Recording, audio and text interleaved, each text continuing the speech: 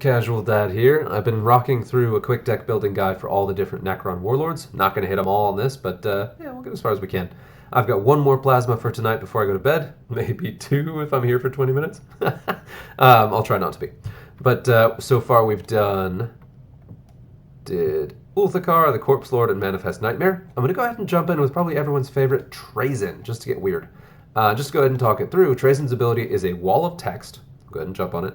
He's rare, so he's fairly easy to level up, and has shields as his final trait. So it's a very good endgame piece if you have bodyguards that can help you finish out the game, which, conveniently, his ability helps you get.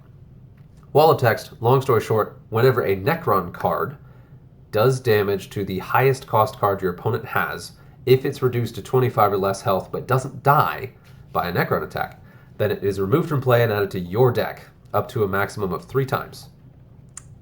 I believe that means per game, so you can steal up to 3 enemy cards per game. Could mean, yeah, that's got to be, yeah.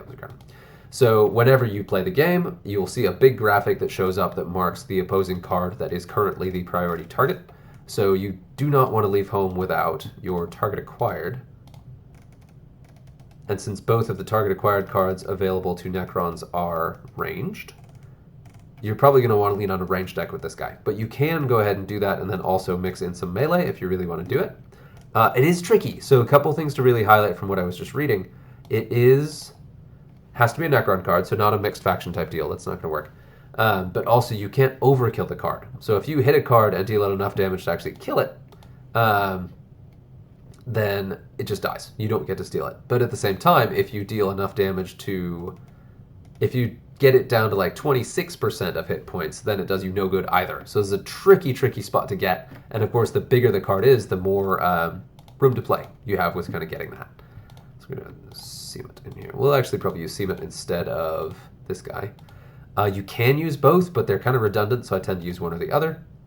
Really like him because you can go against a card that's somewhat injured and pop off that last little bit of health to kind of get it over the margin to go ahead and steal it. Let's see what else we can get. We want some fairly durable cards. We do like Medicae. I've got Navgran in here because I like his lower attack stats, so he can sort of shave things off an enemy card. He's also cheap and does, does stuff. We've got a bunch of points to play with here, and one of the great things about Trazyn is he's relatively cheap, but then also you can... I was trying to figure out how to say this. You can, quote-unquote, count on... So it's mostly ranged with a little bit of melee in there just for oomph. With Trazyn, you quote-unquote can rely on having extra cards in your deck to kind of keep it a little bit thicker, assuming that you don't get unlucky or something terrible doesn't happen during play. So he's a really interesting, fun warlord to play, but also always makes me just a little bit sweaty because I'm always like, ooh, I gotta kill that card before a more expensive one is played, but also before... so there you've got that obvious marker, but it's going to change as soon as another card is played. There's always that thing where you could play the entire game and never benefit from his ability. So he's 33. There's a good chance that that will be the most expensive card played, which is great. Sweet, okay. So what we're going to do, notice I held back my target acquired, is do that. His attack first. I have very middling melee, so I'm probably not going to pull this off. I will say, though, that that card stealing is an interrupt.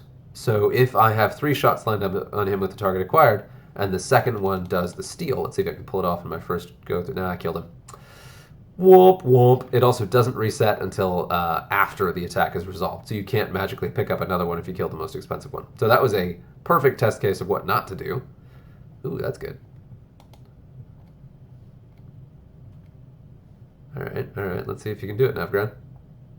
No, not enough. But, again, Navgran's attack stats suck, so I may be able to steal that one. I certainly won't kill him, which is good.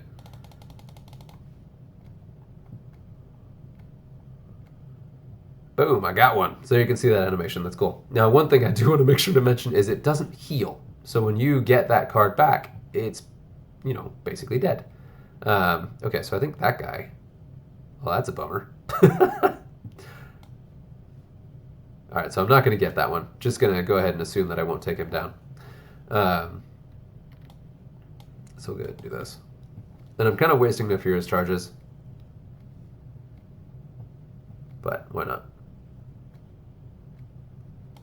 Ooh, that was dumb. Maybe.